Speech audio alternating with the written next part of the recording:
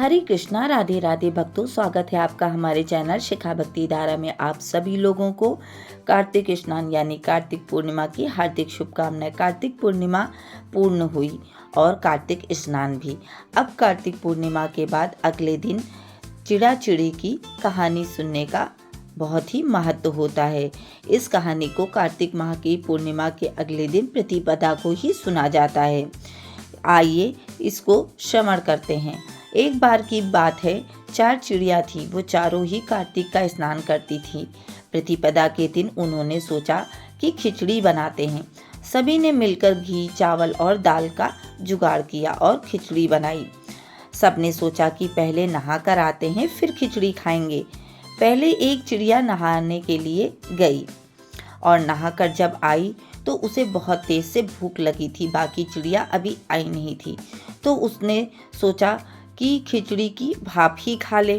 तो उसने खिचड़ी की भाप खा ली। फिर थोड़ी देर बाद दूसरी चिड़िया आई और उसे भी बहुत तेज से भूख लगी थी। उसने अब खिचड़ी का पानी पी लिया। तीसरी जब आई तो उसने देखा खिचड़ी रखी है और उसे भी भूख लगी थी, तो उसने खिचड़ी खा ली। उसके बाद जब लास्ट में चौथी चिड़िया आई तो उसने देखा सबने खा लिया है और उसने देखा कुछ खुरचन बची है, तो उसने खिचड़ी की खुरचन खा ली। खाने के बाद चारों की मृत्यु हो गई। जब चिड़िया ने जो चिड़िया भाप खाई थी वो राजा के घर में राजकुमारी के रूप में पैदा हुई। जिस चिड़िया ने खिचड़ी का पानी पिया था वो कुम्हार के घर में पैदा हुई और जिसने खिचड़ी खाई थी उसने ब्राह्मण के घर में जन्म लिया था। और जिसने केवल खुरचन खाई थी वो हथनी के रूप में जन्म लेती है।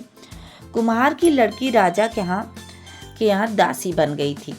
ब्राह्मण की लड़की राजकुमारी की सहेली बनी हुई थी और हथनी भी किसी तरह राजा के यहाँ आ गई थी। राजकुमारी बनी चिड़िया जो थी वो पिछले जन्म की सारी बातें जानती थी।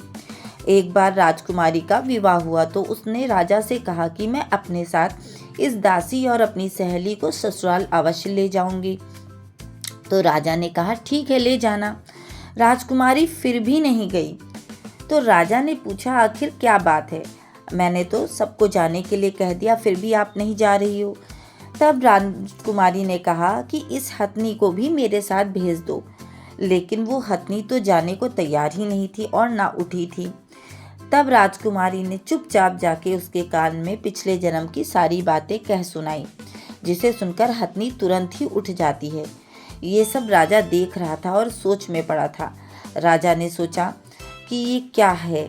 उसने तुरंत तलवार निकाल के राजकुमारी से कहा कि सच बताओ तुम कौन हो, नहीं तो मैं तेरा सिर काट दूंगा। राजकुमारी ने राजा से सभी बातें सच बता दी।